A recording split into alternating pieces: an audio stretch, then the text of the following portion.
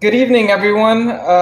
This is Sujin Gogu, and I'm here with the Doctors in Politics, and we're so fortunate this afternoon to be hosting Dr. Brian Williams. He's a trauma surgeon and he's an activist. He's become an international spokesperson for racial justice. Dr. Williams led the trauma team that treated police officers ambushed by a sniper on July 7, 2016. It was the largest loss of life for U.S. law enforcement since 9/11.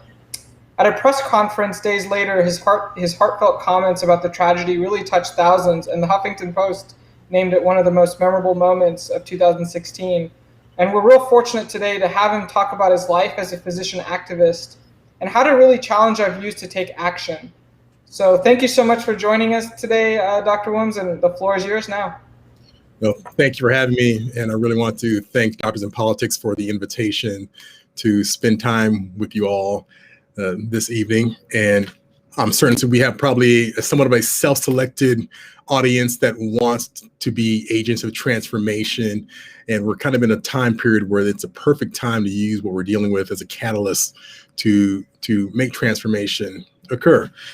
Now, you mentioned July 2016 and the Dallas police shooting, and that was a tragic moment that really was a catalyst for my transformation to becoming not just a surgeon, but a surgeon activist. And what that means to me is still evolving. But much of what happened during then is still somewhat relevant now. We have healthcare inequality, gun violence, talk about defunding the police, a contentious election that we just went through. But I want to kind of take us back to the fall of 2019, just the weeks leading up to Thanksgiving. If you remember that time, there was a lot of talk about the second wave of the pandemic. Public health officials were recommending we not travel for Thanksgiving. Even Dr. Fauci was saying he was not going to see his family during that time. And as you know, it was COVID all year long, and rightfully so. And as we're moving up to this, the holidays, I was actually one day, just a few days before Thanksgiving, standing in front of my mirror, fiddling with my tie, getting ready for an interview. Not like I'm wearing scrubs tonight, but I was putting on a suit and tie. And as I'm working with my tie, my phone rings. This was early in the morning on the weekday. And maybe you can relate if you get that phone call or that text from someone that you're close to, and it's the wrong time of day, and you get this sinking feeling in your gut that you're about to hear news that you do not want to hear. And that's how I felt when I looked at the caller ID. It was from my parents. And I've been in kind of this routine where I speak to my parents usually once a week on the weekends. It's a holdover from my time at the Air Force Academy when we were only allowed to make phone calls once a week. So we all crowded into the phone room where there are two phone booths. I'm dating myself. This is before cell phones. This is before Google. That's the way it was back in the olden days. So I kind of maintained that same kind of schedule throughout my adult life. So in the middle of the week, during the weekday morning, to get this call was unusual. And I put in my earbuds, kept working with my tie, and it was my mother. And she says, "Your dad, he wants to drive home. Wants to go home to Florida." And my dad is a man of few words, and he's rather stubborn. He wants to do something, he's going to do it. There's no stopping him, and I realized that. But I told my mom, like, "Mom, it's not safe. COVID, you're elderly, you have comorbidities.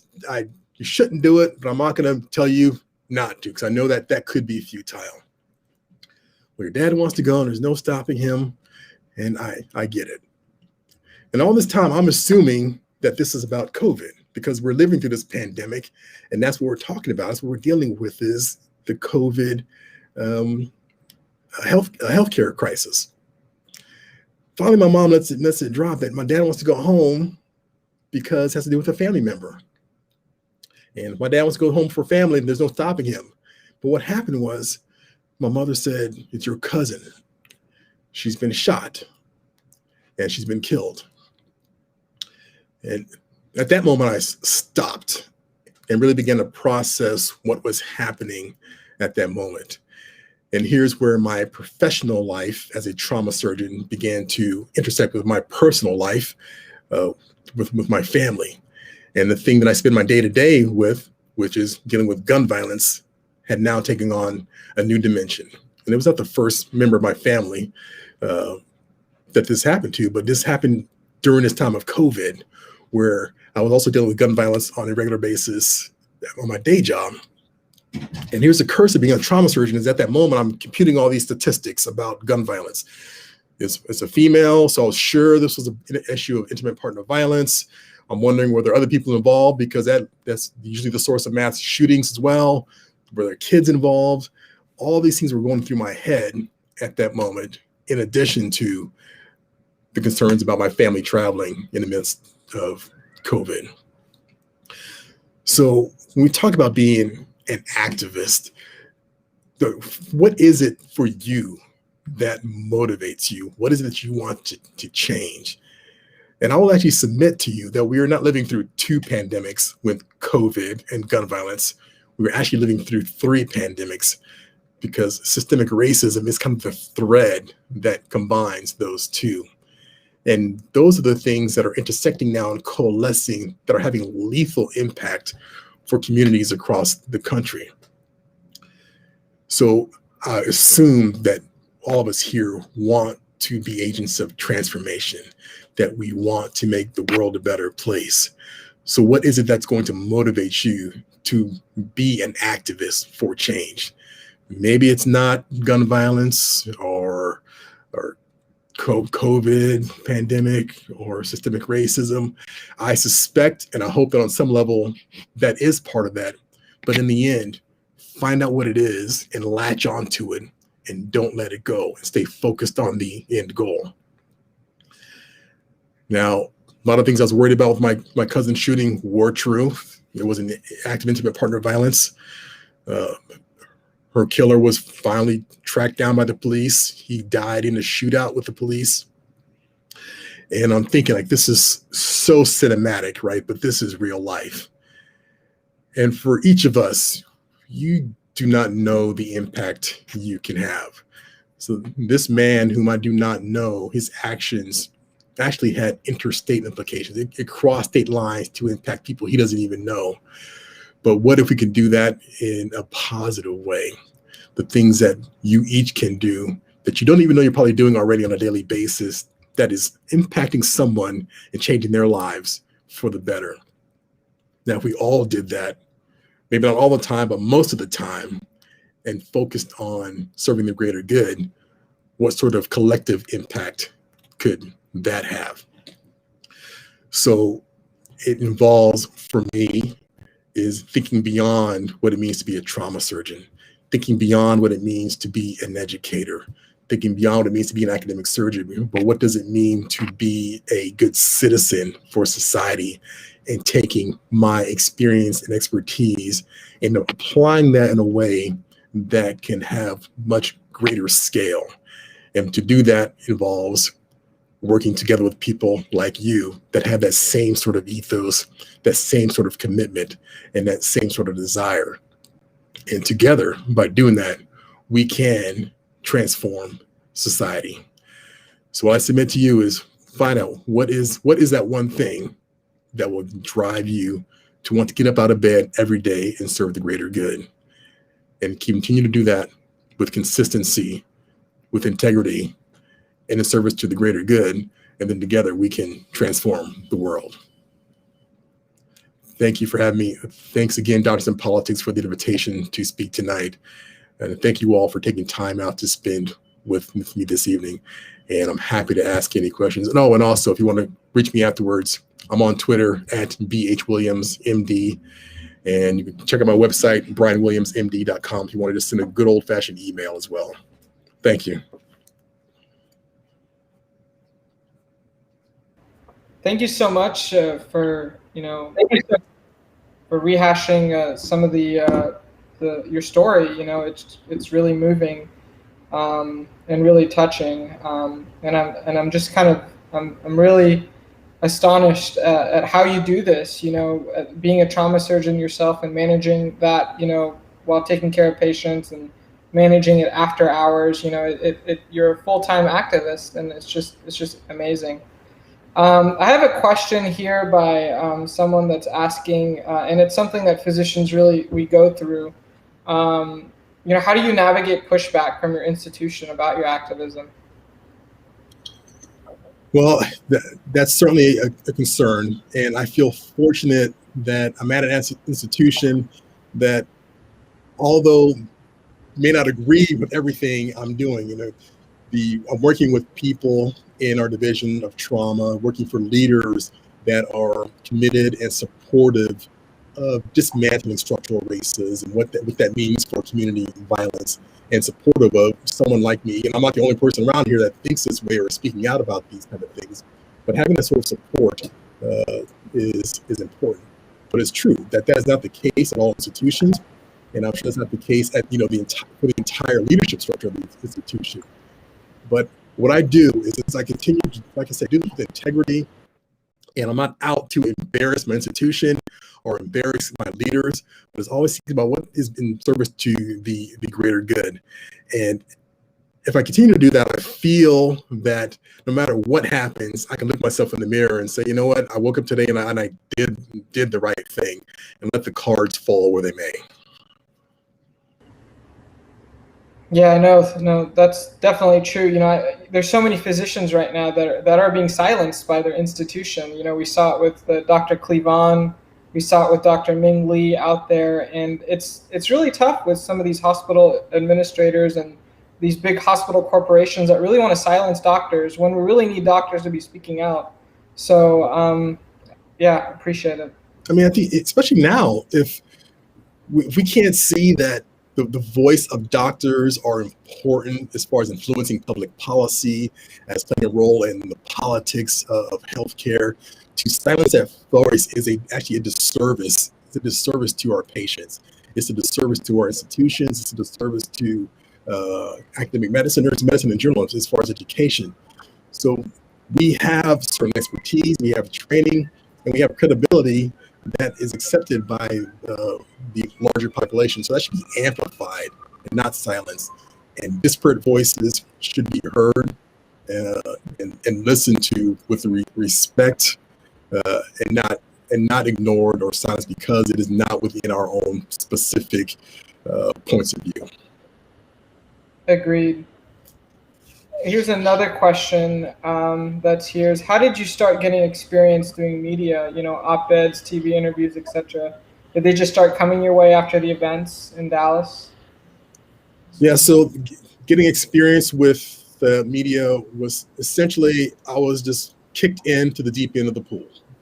There was no preparation, and this happened after July 7, 2016, actually a few days later when there was a press conference to talk about the events. And initially I refused to attend. I didn't want to go. I was also, you may be surprised, I'm a very private person. And even back then I wasn't even on social media. I'd been offered media opportunities before, and I always just said, no, it just wasn't my thing. I was not there for that. And at that press conference, when I did say the things I did about gun violence and systemic racism and policing, which was an off-the-cuff, unplanned commentary that just sort of took off. And from that, the media inquiries began to come in faster than I can actually field them. Fortunately, the institutions were handling most of that. But I was basically just, okay, here you go speak. And I was kind of on the job, trial by fire, learning about media. There's a couple of people that, give me some tips here and there, see what I said, don't say this, avoid saying that, say it this way. But I can see the value of some people that actually get formal media training that didn't do that. I didn't have that opportunity. But now we're looking at, this is 4.5 years later, and I've done a lot of that. So it's a matter of getting more comfortable speaking, getting more comfortable talking to strangers. But what I always kind of focus on is, I think mostly about the message I'm trying to get across, and trying to stay within that focus and staying that with authenticity. And I think that comes across on camera. But as far as the training, as far as the I don't know, there's the media training, the formalized media training, I've not actually had that. Now, as far as the op-eds, that was just, I wrote my first one a year after the shooting. And it's somewhat of a summary of what that first year was like for me and how I viewed the world since the shooting.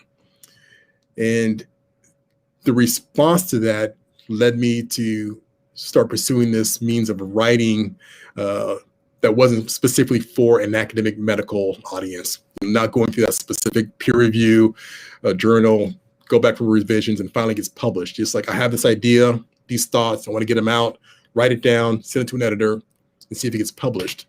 And that for me, it works really well for how my mind operates and how I write. I get an idea, crank out a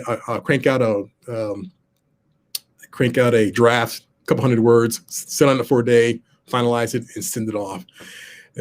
But the downside is that you're putting your thoughts out there, right? You're opening yourself up to public criticism and public challenges, which for me, I kind of enjoy. It's about getting the discussion moving forward, right? It's not about being right or having people agree with me. It's about putting something out there for public consumption to get the discussion going.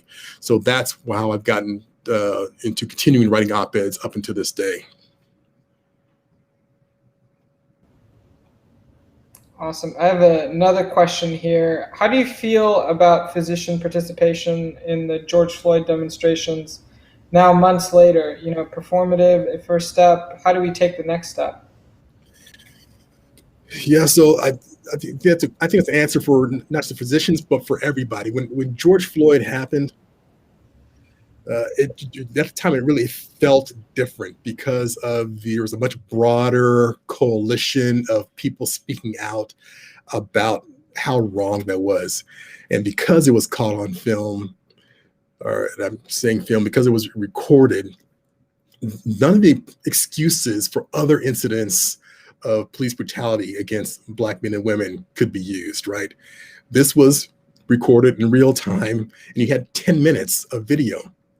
So it was impossible to say, let's wait for more information. And as a result, we had a much larger coalition of people that were speaking out against this and, wanting to be activists about it. And you saw that within the physician community as well.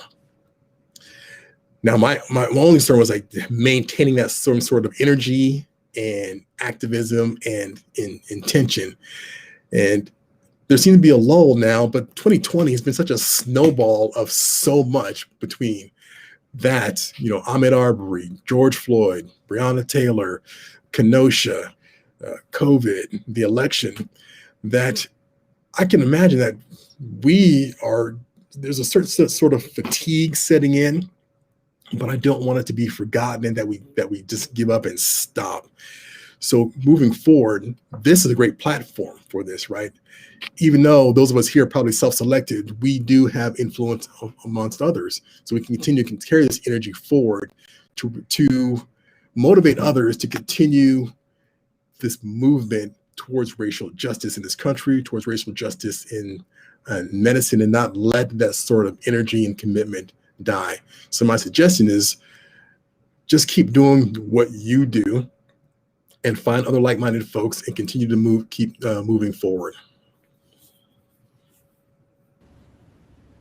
That's such great advice, Dr. Williams. I think I'll leave it at that. We're past our 15-minute mark that we were trying to set, but thank you so much for everything you do, and you're such an inspiration for many physicians out there. I know for myself, just hearing what you've said and reading more about you, you're such an inspiration. So thank you, and thanks for joining us tonight. Oh, thanks again for having me. And anybody, please feel free to reach out. I usually get back to you. Maybe not right away, but at some time I will. All right. Stay safe and Happy New Year. All right. Thank you so much, Dr. Williams. Take care.